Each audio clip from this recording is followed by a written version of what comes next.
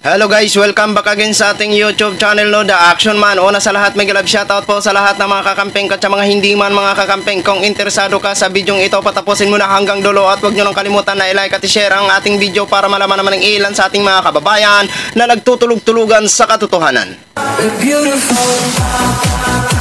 So muli naman nagbabalik ang nag-iisa nyong host na si The Action Man para magbigay ng komentaryo at reaction sa mga mainit ng issue ng bayan. So ito ho mga ka-action, mga kakamping, no, may gusto lang ho ako na i-share sa inyo. Ito si Robles ho, booking na po mga ka-action at ginigisa sa Senado at kailangan niyang magpaliwanag ho. Dahil nga po sa issue na edited ang nasabing damit nang nanalo sa loto ho mga ka-action. Pero iginiit nila na totoong tao daw yun ang kanilang pinersent. Mga ka-action. So una sa lahat, pagpasensyaan nyo na po ang background natin ho mga ka-action ha. Gawa ng under renovation po ang bahay na inuupahan ko. Kaya mag-taste po muna tayo mga ka-action ha. Ayan, mag-iisang ang buwan siguro ito na ganito ho tayo.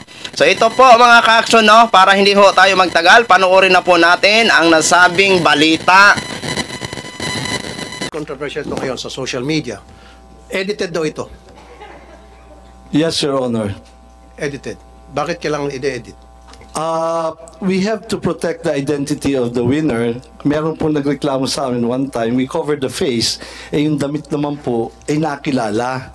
So, nagreklamo siya, sana naman daw po, wag ipakita naman po yung damit.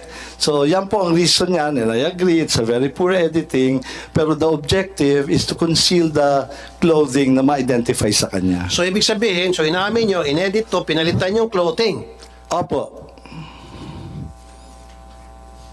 Bakit kinakailangan palitan ang clothing? Again, part po yan ng pag-conceal kasi na-identify po yung damit. For example, kung at that day, yung mga kapitbahay po uy, yun yung suot niya, ganyan. Or kung nakapag-selfie siya, meron yung pong nagreklamo sa amin, favorite clothes daw kasi, kaya nalaman siya. So, Your Honor, it's, if there is something to apologize, it's the poor editing. But I think it has served its purpose of concealing the identity, Your Honor. So at least inamin nyo, ayan, marami kasi mga nagtatanong, nagsabi, purang pagka-edit. So sorry, we're not very good at editing the clothes. Pero yung tao hindi edited. Hindi po, totoo po yan. Tunay na tao to. Tunay na tao po yan. Okay, so kaya sabi ko mamaya sa executive session, gusto ko malaman niya, identity nitong taon to, pati yung nanalo sa 690 million. Actually, sure lahat po on record yan, kung isusumpinan niyo po, we can provide the names. No, sa executive session, pwede naman siguro yan. Am I right, Senator Coco? Can we do that? On executive session?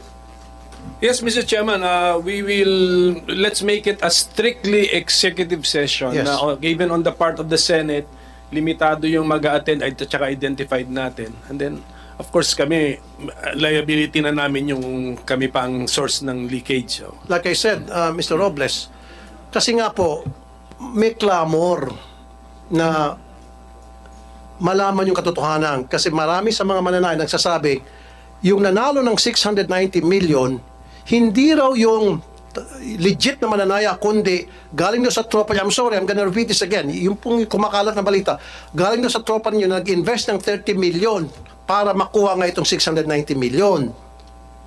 Para maalis na po yung haka-haka na yan, gusto po namin makita kung talagang totoong tao yon. And then gagawa nga ako ng cross-checking. Sinabi ko na kanina, I'm gonna use the NBI, the ICT, if I have to hire a private detective, para magkaroon ng cross-checking kung yun ba related sa inyo. Hindi. Pag lumitaw na hindi, sabihin ko rito na hindi related talagang legit winner yan. So yun na ho mga ka-action, mga kakamping, no, napakinggan na po natin at napanood na po natin ang nasabing issue. So, marapat lamang para sa akin ho mga ka-action, dapat ho talaga tutukan po ito ang pagdating sa PCSO kasi kawawa naman po ang mga tao na nananaya dito, na nangangarap.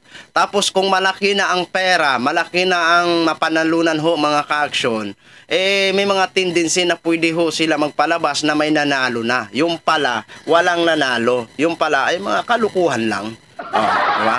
Kaya marapat lang po talaga natutukan po ito ng Senado nang sa ganun hindi na po ito maulit-ulit pa. At kung may dapat kasuhan, kasuhan ang pwedeng managot. Yun po ang gusto natin. Pwede nila yan magpretend-pretend sila na pwede nilang palabasin na may nanalo na eh. Pero yung totoo wala pala. Oh, kaya ito na booking na. Booking na po sila dito. Ayan. Kaya dapat lang ho talaga yan na iimbestigahan ng Senado, no? Kasi mahirap to mga ka-aksyon eh. Taya tayo ng taya. Ako hindi naman ako tumataya sa loto, ha?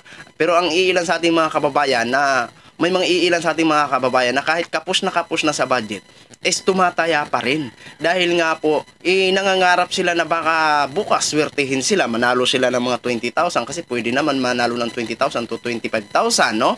Kasi maka-apat ka na numero o apat na numero, may 20,000 ka or 25,000. Kung makalima ka, di malaki-laki na po yun. Lalong-lalo na po kung jumakpat. Pero kung ganito po ang siste, na palagi na lang may sinasabi sila na may nanalo na, yung pala hindi totoong tao na nanalo, gaya niya ng issue ng 600 million ho, mga ka-aksyon, no, di ba?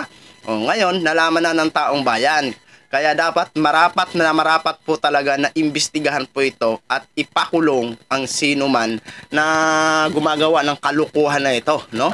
Para na sa ganun matuldukan na po itong kalukuhan sa PCSO dyan sa luto. Ang laking pera po yan ng ating mga kababayan, ng mga mananaya, di ba? Dapat maging legal po kayo sa inyong negosyo, hindi po yung lulukuhin nyo lang ang taong bayan, papalabasin nyo na may nanalo tapos yung pala hindi pala totoong nanalo.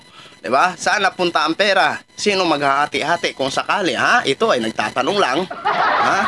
Kaya marapat lang na imbestigahan yan. Sinitulpo, no? Tutukan mo naman yan, ha? Umaksyon ka naman. Sana, wag na lang ho. Sana puro dada ang marinig namin sa'yo, Senator Rapi Tulfo, ha?